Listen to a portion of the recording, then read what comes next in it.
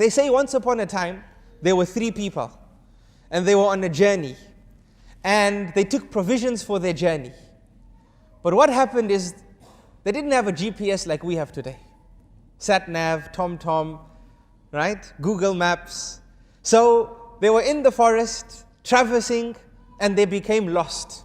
They became lost. So because they became lost, this took a couple more days from their planned journey. And as a result, the provisions that they had with them became depleted, except a bowl of milk. A bowl of milk. So now they were in a dilemma. We 3 people, 1 bowl of milk. How on earth are we going to distribute this milk between us? So one of them was very clever. He said, you know what, I have an idea. They said, what? He says, what we'll do is, we'll place the bowl of milk on a high tree, so no wild animal can drink it. And we'll all go to sleep. And when we wake up in the morning, we'll tell each other about the dream which we had. And the person who has the best dream gets the bowl of milk. How's that? They said, perfect. That sounds doable. It's conducive, right? So this is what they did. And they went to sleep. And they woke up the next day and they said, right guys, let's discuss the all-important issue of the dreams that we had so that we can have breakfast. So they asked the first person, what did you dream about? Now obviously he didn't dream about anything, but he has a mind that can imagine. So he said, for the sake of the bowl of milk, he said, you know what? I had an amazing dream. An amazing dream. They said, what was this dream about? He says, I dreamt I was on the 3rd heaven. 3rd heaven, wow. And he started describing the 3rd heaven and how he met Prophet Joseph, Yusuf alayhi salam, and how handsome he was, and everything he could conjure up, everything he could describe, he described. He used his abilities to imagine for the sake of his stomach. He needed the bowl of milk. So the other 2, they were starting to look despondent. They said, subhanallah, this is a tough one. This is a tough one. So they went to traveler number 2. What did you dream about? He says, traveler number 1, you had an amazing dream.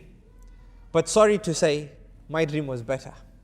Now obviously he didn't dream anything as well.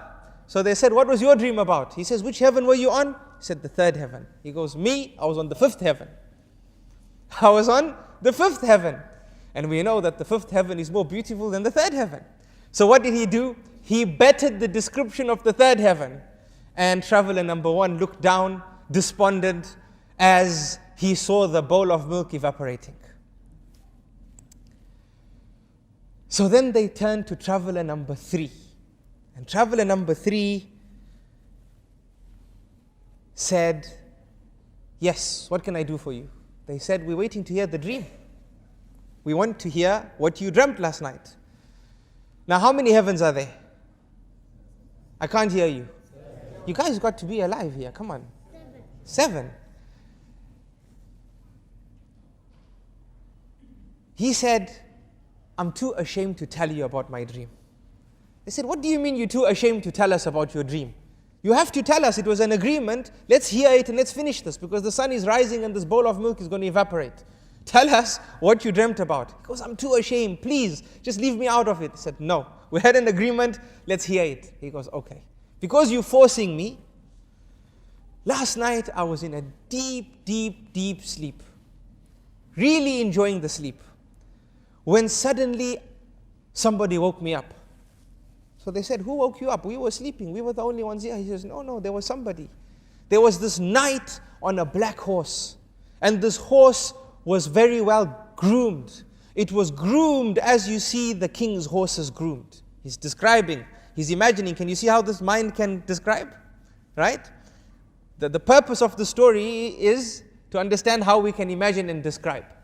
He says, this person came and he had a staff, a sharp staff, and he poked me. And that's what woke me up. So they said, what happened? He says, I jumped up. And I said, yes, how can I help you, sir? He said, that's a very good question. You can help me. Climb up the tree and get the bowl of milk down. So they said, what did you do? He says, I told him, no, I can't. I have an agreement here with these two gentlemen here. We have an agreement. I can't. He said, climb up, get the bowl of milk down, or the staff will touch you. And you know what that means, right? We're trying to be diplomatic with our words. So he said, look, I don't want any harm to occur here, but I just want you to understand what I'm doing is not allowed. He says, look, I'm not interested in what is allowed and what is not allowed. Climb the tree, get the bowl of milk down. So he says, I climbed the tree and I brought the bowl of milk down. So the two people said, what do you mean you brought the bowl of milk down? He goes, I brought it down. They said, what did you do with it? He says, I went and gave it to him. They said, you gave it to him? He says, no, listen what happened. Listen to what happened. As I walked to him, I thought, let me walk slowly, he might go away, but he didn't. And as I gave him the bowl of milk, he picked up his staff and he pointed it at me and he says, no, you drink the bowl of milk. So they said, what did you do? He says, I told him, no, I can't. You know, you will be gone tomorrow. I have to face my two companions. We have an agreement.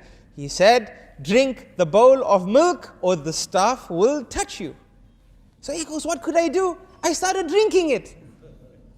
But I was drinking it very slowly, so that maybe he might go and there'll be some left for you all. So they said, what happened?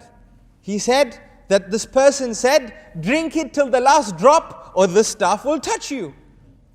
So I'm sorry, I drank the bowl of milk. So the other two looked down and said, La hawla wa la quwwata illa billah. Why didn't you scream? We could have woken up and helped you.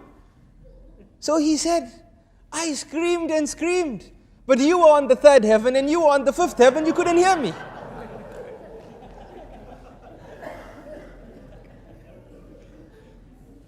Right? So do you understand how this mind can imagine?